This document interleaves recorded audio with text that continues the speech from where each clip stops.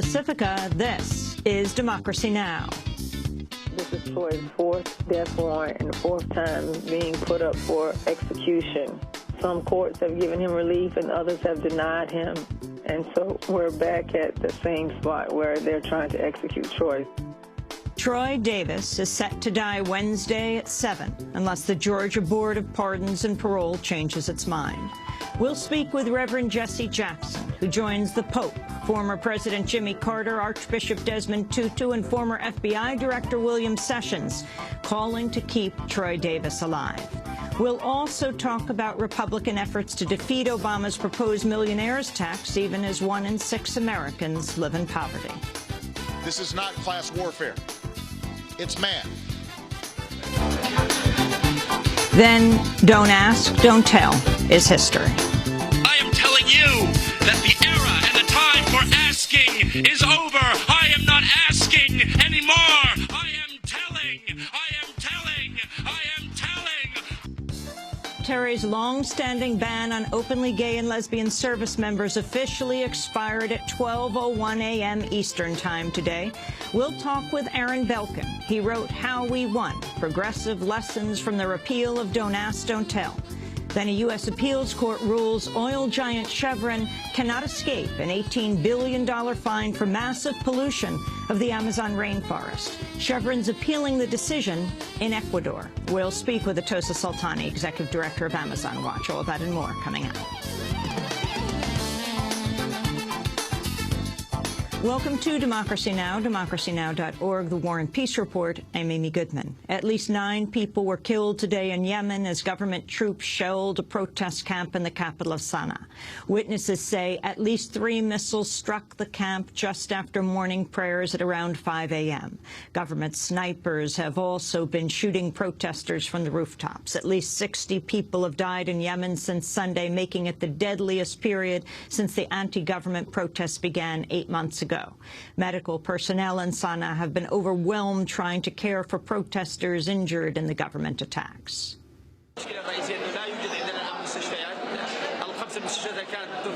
The main problem is we do not have enough hospitals. The 5 hospitals that we had are full of patients. Operating rooms are also full. The second problem is a decrease in medical supplies and medical disposables carried out to the field hospital.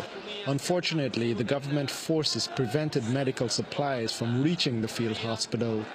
President Barack Obama outlined his plan to slash up to $3 trillion from the deficit over the next decade by revamping the tax code, lowering corporate taxes, and instituting a new tax on millionaires. Obama vowed to veto any cuts to Medicare unless Congress hikes taxes on companies and the wealthy.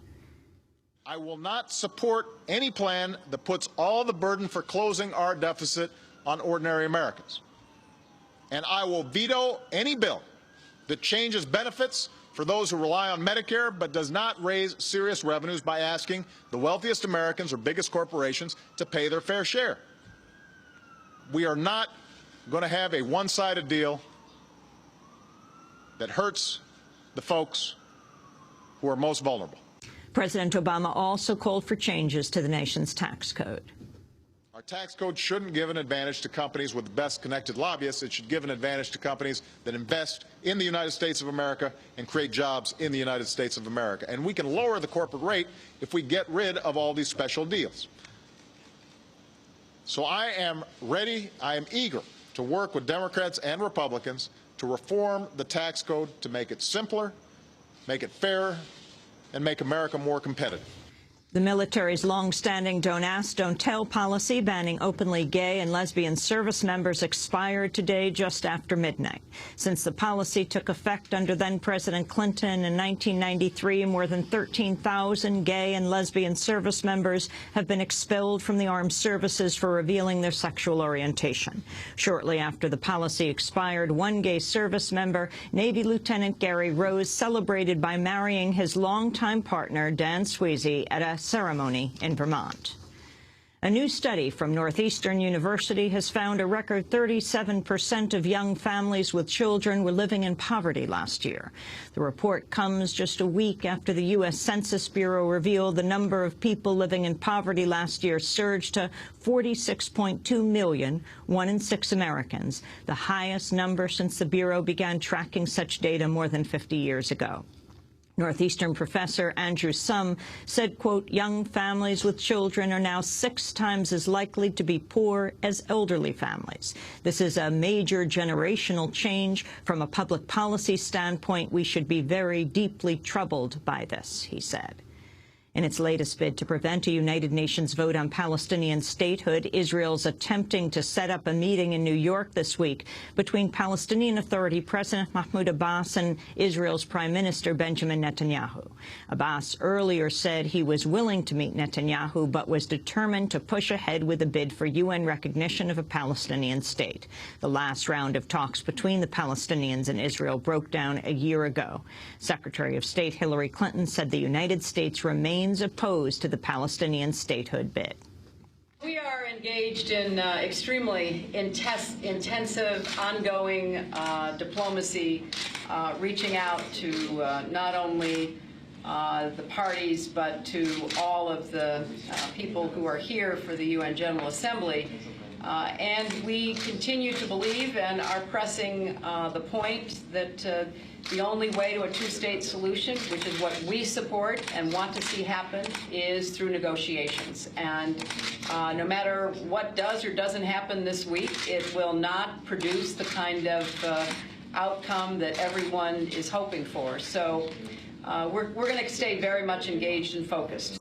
Former Mexican President Ernesto Zedillo is being sued in a Connecticut court for alleged war crimes. The suit focuses on his role in a 1997 massacre in the Chiapas village of Acteal, when government-backed paramilitary groups killed 45 people as part of an attempt to quash the Zapatista uprising. The suit was filed by 10 relatives of Acteal victims. Zedillo now lives in Connecticut and teaches at Yale University, where he's the director of the Center for the Study of Globalization.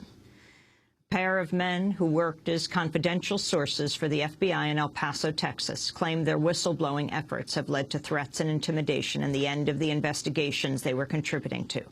According to the El Paso Times, Greg Gonzalez, a retired sheriff's deputy, and Wesley Dutton, a rancher and former New Mexico state livestock investigator, say the FBI dropped them after they began linking senior law enforcement officials to Mexican drug cartels. The men have alleged Mexican drug trafficking cartels have hosted parties and fundraisers attended by U.S. law enforcement officials, bankers, and judges. Additionally, the men claim one U.S. law enforcement officer provided the Juarez drug cartel with a list of names and phone numbers of U.S. Marshals. The two have also claimed U.S. law enforcement sometimes escorts drug traffickers carrying loads of illegal merchandise near the U.S.-Mexico border. The men say cartels have obtained computer access codes to U.S. surveillance systems that let them see where and when Border Patrol agents are monitoring the border. Their allegations were reportedly relayed to Texas Governor Rick Perry in a letter. The FBI denies there's any credibility to the men's allegations. In related news, Mexican President Felipe Calderón turned up pressure on the United States to curb demand for illicit drugs, hinting that legalization of narcotics may be needed to weaken the drug cartels. Another lawsuit has been filed against Saudi Arabia, accusing the kingdom of indirectly funding the 9/11 attacks. The suit was filed in Pennsylvania by a syndicate of the British insurance giant Lloyd's of London in an attempt to recoup $215 million it paid out on policies related to the attacks. The lawsuit names a number of prominent Saudi charities and banks, as well as a leading member of the Al Saud royal family. In Oklahoma, a massive blast occurred last night at an oil drilling rig. Witnesses said flames rose 100 feet high. No one was reported injured, but several homes were evacuated. Meanwhile, in San Francisco, the companies responsible for the 2007 San Francisco Bay oil spill have agreed to pay $44 million for the cleanup costs and the damage done to the environment, including the death of thousands of birds. China has shut down a solar factory following a 3-day protest by some 500 villagers who accuse the factory operators of dumping toxic waste near their homes.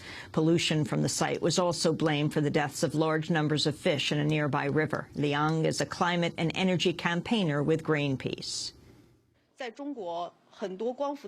In China, a lot of manufacturers of photovoltaic panels hope to keep their costs down by using relatively out-of-date technology.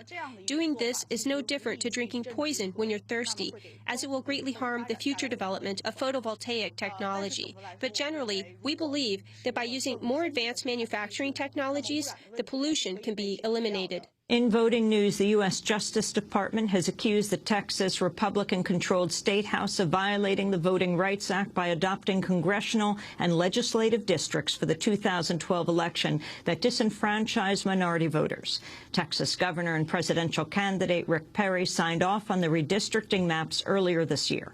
Meanwhile, in other voting news, Republican lawmakers in Pennsylvania are considering a controversial plan to change how the state awards its electoral votes in an attempt to hurt President Obama's re-election chances. The plan would award the state's electoral votes by congressional district instead of giving all of Pennsylvania's electoral votes to the overall winner.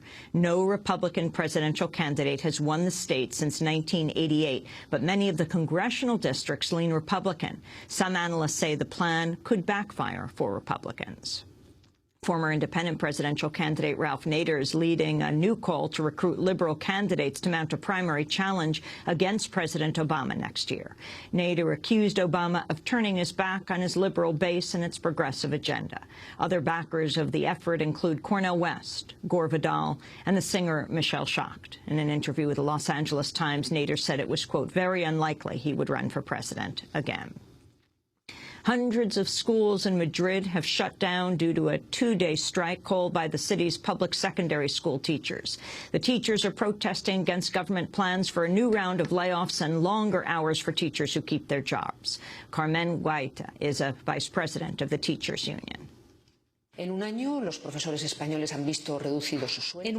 Spanish teachers' wages have been reduced, their pensions have been cut, their pensions have been frozen. The state and regional budgets for education have been reduced by €2 billion.